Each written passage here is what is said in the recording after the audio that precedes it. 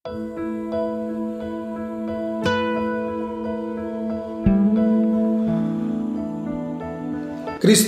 ప్రియులారా, మీకు శుభములు వందనములు తెలియజేస్తున్నాను. అనుదిన ధ్యానమునకు స్వాగతం. అపోస్తలుడైన పౌలు తీతుకు రాసిన పత్రిక 1వ అధ్యాయం ఈ దిన ధ్యానాంశంగా ఉంది. ఈ అధ్యాయంలో చివరి వచనం నేను చదువుతున్నాను. దేవుని ఎరుగుదుమని వారు చెప్పుకొందురు కానీ అసహ్యులను అవిధేయులను ప్రతి సత్కార్యము విషయము భ్రష్టులై ఉండి తమ క్రియల వలన ఆయనను ఎరగమన్నట్టు ఉన్నారు. వారేమో మేము దేవుణ్ణి ఎరిగి ఉన్నాము అని అంటున్నారు, అయితే వారి క్రియలేమో దేవుణ్ణి ఎరగనట్టు ఉన్నాయి. దేవుణ్ణి ఎరుగుట అంటే ఏంటి? Knowing of God. ఇక్కడ రెండు విషయాలు మనకు అర్థం అవ్వాలి. ఒకటేంటంటే పరిచయంలాగా తెలుసు అనడం వేరు, ఎరగటం అనేది ఒక ఎక్స్పీరియన్స్, అనుభవించడం వేరు.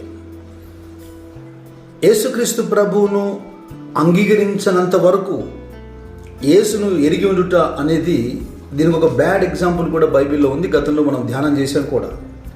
ఎందుకంటే ఈ ప్రపంచంలో అందరికీ యేసుక్రీస్తు ప్రభు తెలుసు. ఈవెన్ దో దయ్యములు కూడా ఆయనను ఎరిగి ఉన్నాయి, ఆయనకు భయపడుతున్నాయి, ఆయన గద్దించినప్పుడు లోబడుతూ ఉన్నాయి. కానీ ఎప్పుడు యేసుక్రీస్తును అవి అంగీకరించవు. ఇక్కడే ఆ నోయింగ్లో డిఫరెన్స్. అలాగా దేవుని పిల్లలు కూడా, క్రైస్తవులు కూడా, క్రైస్తవేతరులు పక్కన పెట్టండి. ఈరోజు క్రైస్తవులకు ఎంతమందికి రక్షణ ఉంది, మారు మనసు ఉంది? సంఘంలో ఎంతమంది మారు మనసు రక్షణ పొందారు? ఎంతమంది ఎత్తబడే సంఘంలో ఉంటామని నిశ్చయిత కలిగి ఉన్నారు? నిజంగా ఇప్పుడు పేతురులాగా సొంత ప్రజలకు కూడా అపోస్తలత్వం చాలా అవసరమైంది రోజుల్లో.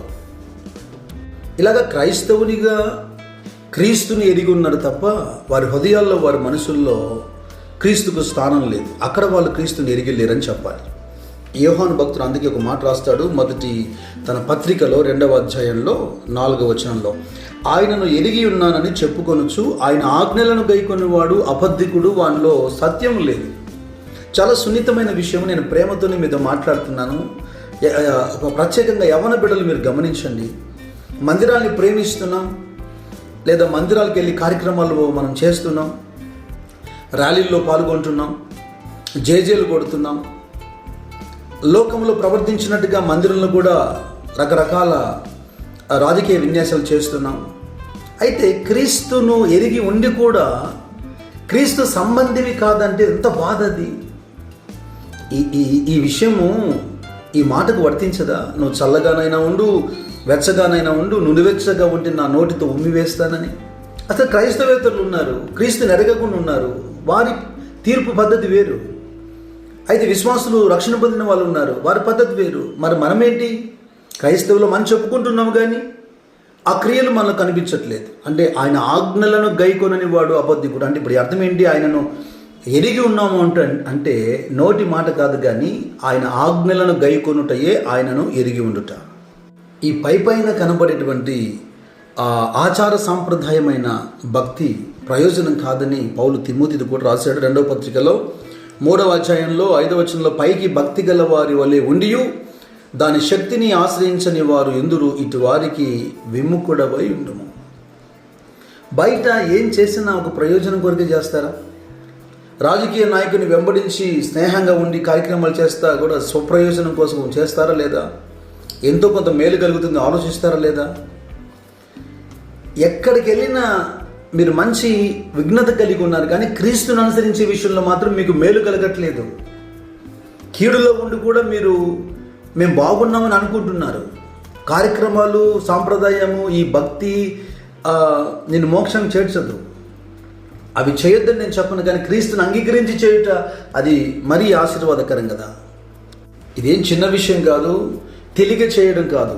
ఇలాగే కొనసాగిస్తే చాలా గొప్ప ప్రమాదం పొంచి ఉందని నేను మీకు ప్రేమతో హెచ్చరిక చేస్తున్నాను. ఈ విషయాన్ని రోమీయులతో పౌలు మాట్లాడుతూ 1వ అధ్యాయంలో రాశాడు 28 వచనాల నుంచి.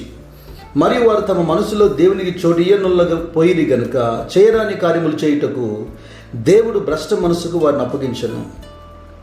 అటు వారు సమస్తమైన దుర్నీతి చేతను, దుష్టత్వం చేతను, లోభము చేతను, ఈర్ష్య చేతను నిండుకొని మత్సరము, నరహత్య, కలహము, కపటము, వైరమను వాటితో నిండిన వారై కొండెగాళ్ళను, అపవాదకులను, దేవద్వేషులను, హింసకులను, అహంకారులను, బింకములాడువారును, చెడ్డవాటిని కల్పించువారును, తల్లిదండ్రులకు అవిధేయులను, అవివేకులను, మాట తప్పువారును, అనురాగరహితులను, నిర్దయులైరి. ఇట్టి కార్యములను అభ్యసించువారు మరణమునకు తగిన వారు దేవుని న్యాయ విధిని వారు బాగుగా ఎరిగి ఉండి వాటిని చేయుచున్నారు. ఇది మాత్రమే కాక వాటిని అభ్యసించు వారితో సంతోషముగా సమ్మతిస్తూ ఉన్నారు.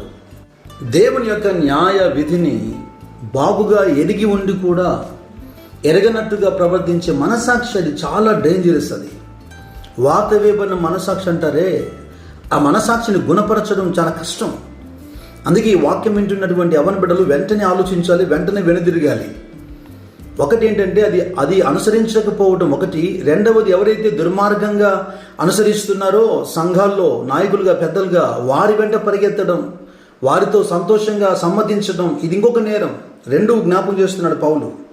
అంటే మనసును మార్చుకోకపోతే, దేవుడే భ్రష్ట మనస్తత్వానికి అప్పగిస్తే ఎవరు గుణపరుస్తారు నేను? ఇక అట్టి పరిస్థితులు మన జీవితంలో రాకూడదనేమో దేవుడు ఈ వాక్యం ద్వారా ప్రేమతో మనల్ని హెచ్చరిక చేస్తున్నాడు. మత్తయి సువార్త 15వ అధ్యాయంలో ప్రభు అని పిలిచి ప్రతివాడు పరలోకంలో ప్రవేశించడు. ఎందుకు ఈ మాట చెప్పాడు? వాస్తవంగా ఈ లోకంలో మనకు ఎవరు ఆధారం? ఆకాశం ముందు ఆయన తప్ప మనకు ఎవరు లేరు కదా. ప్రతి సమస్య మధ్యలో మనం పిలిచేది ప్రభునే. ప్రభు యొక్క నామమే, ఆ పిలుపు మాత్రమే మనకు ఆధారం. గుడ్డివారు దావీదు కుమారుడు నజరేయుడా కరుణించమని చూపు పొందలేదా? మునిగిపోతున్న పేతురు ప్రభువా కరుణించమని తిరిగి లేవనెత్తబడలేదా? ఇలా కృంగిపోయినా, ఓడిపోయినా, పడిపోయినా ప్రభువే కదా ఆధారం. అని నామముల కంటే ఆయన నామమే కదా మనకు శరణ్యం. అయితే ఆ నామమే కూడా మనకు దూరం అయిపోతే, ఆ నామములో కూడా మనకు ఏమీ ప్రయోజనం లేకపోతే ఎలాగా? ఈ అనుభవం ఏంటి అంటే, మత్తయి సువార్త 7వ అధ్యాయంలో 15 నుంచి వివరిస్తున్నాడు. కాబట్టి అబద్ధ ప్రవక్తల గురించి జాగ్రత్త పడి, వారు గొర్రెల చర్మములు వేసుకొని మీ ఎద్దుకు ఒత్తురు, కానీ లోపల వాళ్ళు క్రూరమైన తోడేళ్ళు. వారి ఫలము వల్ల మీరు వారు తెలుసుకొందురు. ముండ్ల పొదలో ద్రాక్ష పండ్లైనను, పల్లేరు చెట్ల అంజూరపు పండ్లైనను కోయుదురా. అలాగనే మంచి చెట్టు మంచి ఫలములు ఫలించును, పనికిమాలిన చెట్టు కాని ఫలములు ఫలించును. మంచి చెట్టు కాని ఫలములు ఫలింపనేరదు, పనికిమాలిన చెట్టు మంచి ఫలము ఫలింపనేరదు. ఇది ఎగ్జాంపుల్ అండి. ముళ్ళ పొదల్లో ఈ విధంగా ద్రాక్ష పండ్లను లేదా అంజూరపు పండ్లను వెతకలేము. చెడ్డ చెట్టుకు మంచి ఫలములు ఫలించవు, అలాగే మంచి చెట్టుకు చెడ్డ ఫలములు ఫలించవు అని వివరణిస్తూ ప్రభు అని పిలిచి ప్రతివాడు పరలోక రాజ్యంలో ప్రవేశించడు, కానీ నా తండ్రి చిత్త ప్రకారం చేయువాడే. ఇప్పుడు పాటలు పాడుతున్నారు, వాయిద్యాలు వాయిస్తున్నారు, వర్షిప్ చేస్తున్నారు, లేదా ప్రోగ్రామ్ చేస్తున్నారు, కానుకలు మంచిగా ఇస్తున్నారు. మీరు గమనించండి, కార్యక్రమాలన్నీ ఈ రోజుల్లో నిన్న ధ్యానించినట్టుగా సెల్ఫ్ గ్లోరీ.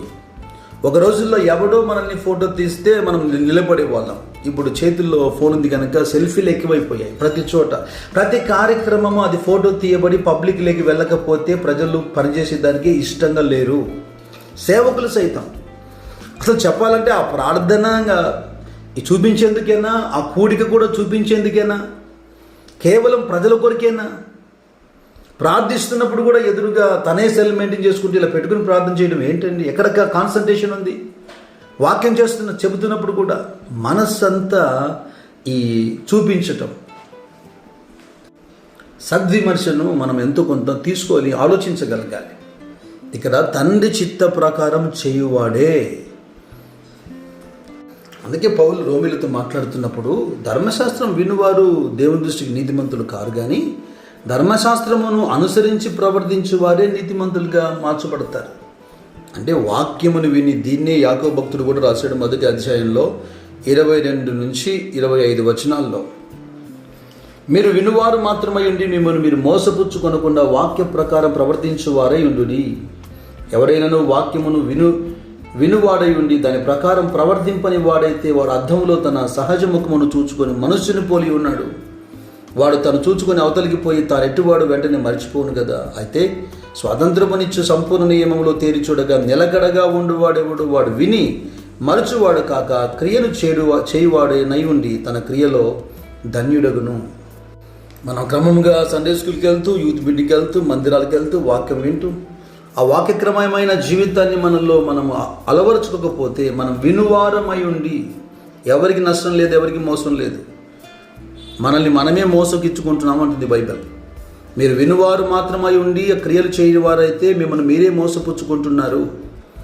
అద్దంలో మొహం చూసుకొని పక్కకి వెళ్ళిపోయిన వాడు తన మొహం ఎలాగుందో మళ్ళీ వాడికి జ్ఞాపకం ఉండదు, మళ్ళీ వాడు చూసేంత వరకు.